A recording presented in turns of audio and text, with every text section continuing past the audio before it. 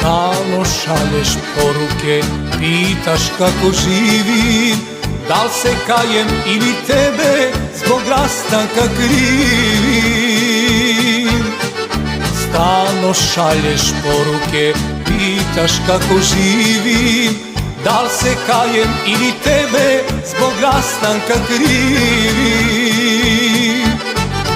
Nisi smela pogrešiti, o mene se ogrešiti, varala si dva čoveka, sudbina te crna čeka. Nisi smela pogrešiti, o mene se ogrešiti, varala si dva čoveka, sudbina te crna čeka.